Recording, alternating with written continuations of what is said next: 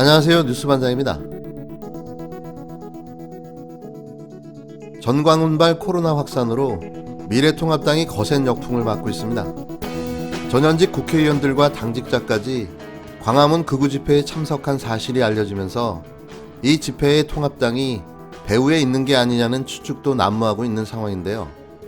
특히 전광훈과 뿌리 깊은 커넥션은 아무리 선긋기, 모르쇠를 하려고 해도 연결고리만 확인되니 더욱더 난감해지는 모양새인 겁니다. 이러다 보니 코로나 확산의 이유를 문재인 정부의 탓으로 돌려야 하는 통합당 입장에서는 무언가를 해야만 했던 것 같은데요. 미래통합당 김종인 비대위원장이 정은경 질병관리본부장을 만나서 서울 지역의 사회적 거리두기 3단계 격상을 건의했습니다. 김 위원장은 충북 오송 질병관리본부를 방문해 정은경 본부장으로부터 현 상황에 대한 이야기를 듣고 서울에서 3단계 거리두기를 하는 게 좋겠다고 말한 걸로 전해졌습니다. 그래서 김종인 통합당 비대위원장이 정은경 질병관리본부장을 방문하는 이벤트를 벌인 겁니다. 하지만 이도 또 다른 역풍을 불러오는 좌충수가 되고 말았는데요. 바쁜 정 본부장을 앞에 앉혀놓고 정부 비판과 함께 일장 훈계를 하는 김종인 특유의 꼰대질로 다시 한번 논란을 만들고 말았습니다. 반짝 지지율 상승으로 광주까지 찾아가 무릎 사과를 하는 정치쇼를 벌였지만 이내 추락하고만 정당 지지율은 그들의 한계를 보여주고 있는데요.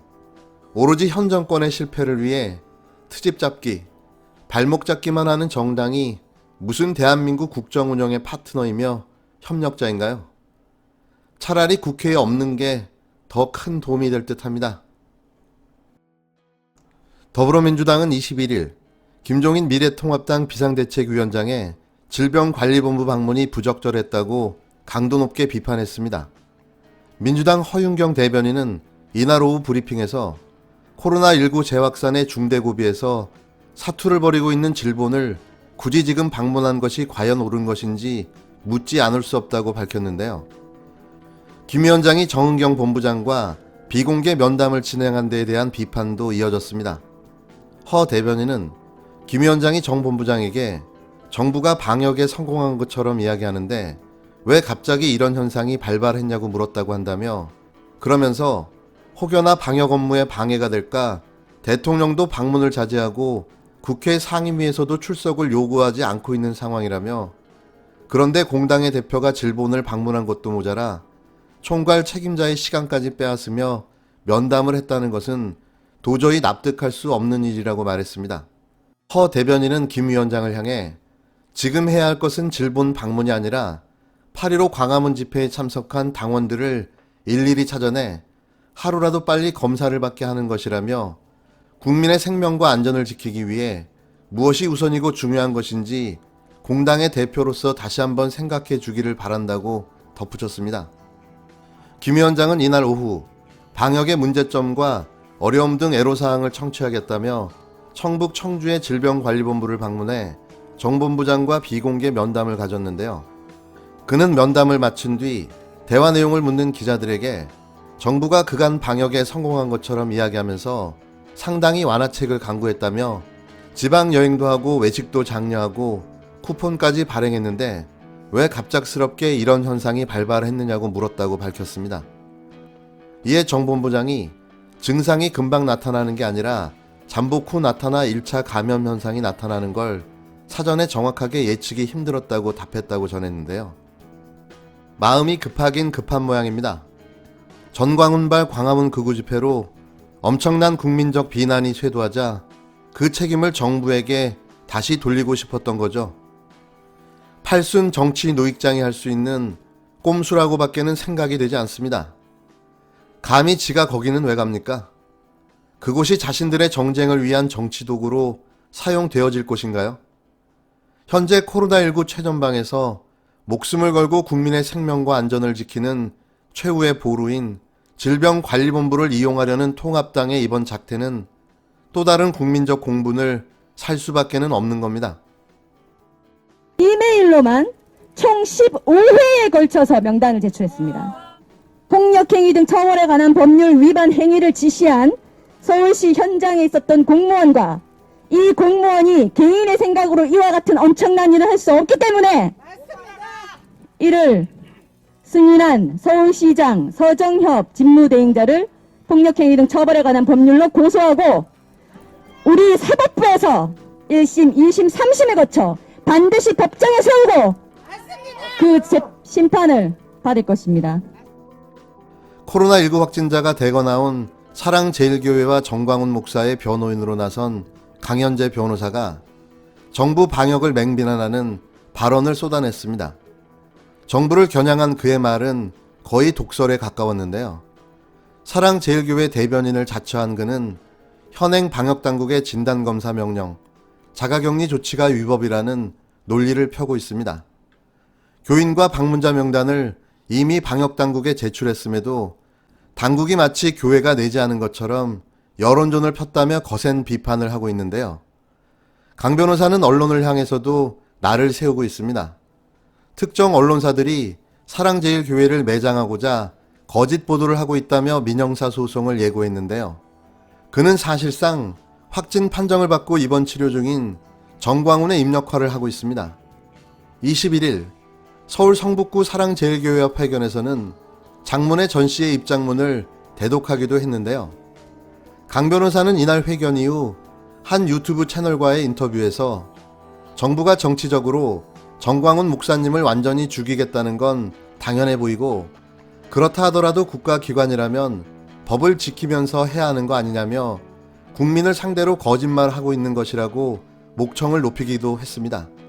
그렇다면 강현재 변호사는 어떤 이유로 현재 정광훈의 대변인을 자처하고 있는 걸까요?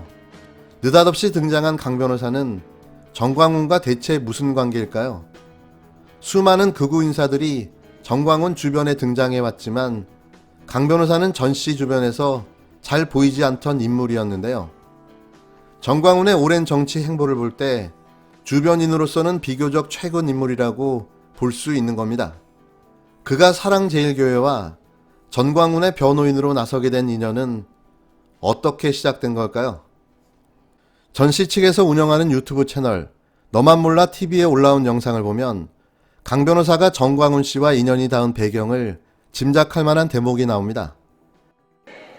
요 교리로 거짓으로부터 국민들을 건져내야 돼. 그것도 제일로 심각한 게 뭐냐? 30대, 40대. 30대, 40대 애들은 이 교리를 성경처럼 입력하고 있어요. 난공불락이에요. 뭔 소리에도 안 들어요. 그래서 내가 30, 40대들을 사탄으로부터 찾아오려고. 아멘. 주사파로부터 찾아오려고. 내가 지금 선수 하나를 스카우트했어요. 강현재 변호사님을 모시겠습니다. 앞으로 드디어 우리 딸내미 하기로 했습니다. 네, 제가 어제 오늘 정말 태어나서 처음으로 이렇게 떨림과 기쁨을 느끼면서 목사님 설교를 듣고 있습니다. 다시 태어나는 기분으로, 그리고 오늘 또 말씀하신 것처럼 정치와 선거의 문제가 아니고 저도 더 이상 이것을 정치나 선거, 어떤 정치를 꿈꾸는 그런 예비 사람으로 인식하지 않고 정말 성령의 힘으로 우리가 해야 할 의무를 다하는 일로 생각하겠습니다.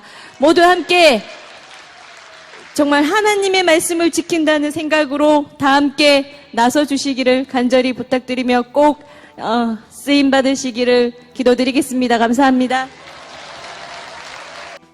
2019년 12월 18일에 게시된 이 영상에서 설교에 나선 전 씨는 대형 강당에 모인 목회자들에게 30, 40대들을 사탄으로부터 찾아오려 한다며 이를 위해 자신이 스카우트한 최고의 선수로 강 변호사를 소개하는데요. 그는 강 변호사를 두고 우리 딸내미 하기로 했다고도 말하기도 했습니다. 1956년생인 전광훈과 강 변호사의 나이 차이는 19살인데요. 무대 위 전광훈 옆에 선 강 변호사는 최근에 여러 가지 이유로 저에게 정말 소중한 분, 저를 이끌어 주시는 분 한 분만 주십사 간절히 기도했다고 하며 얼마 지나지 않아 하느님의 역사가 아니고서는 설명할 수 없는 정광훈 목사님, 아버님 같은 분을 제게 주셔서 어제 오늘 태어나서 처음으로 이렇게 떨림과 기쁨을 느끼면서 설교를 듣고 있다고 화답했습니다. 대구 출신인 강 변호사는 2005년 사법연수원 34기로 수료 후 변호사로 활동했는데요. 그는 방송 출연을 통해 얼굴을 대중에게 알리기도 했습니다. 한때 안철수 키즈로 불리던 그는 2016년 국민의당 후보로 총선에 나갔다 낙선했고 2018년 자유한국당, 현재 통합당의 둥지를 옮겨 법률 특보 등을 맡아왔는데요. 같은 해 한국당 후보로 서울 노원병 국회의원 보궐선거에 출마했지만 고배를 마시고 말았습니다. 왜 정상적인 사람들도 이들과 함께하면 변하는 걸까요? 저는 이것이 정말 알고 싶습니다.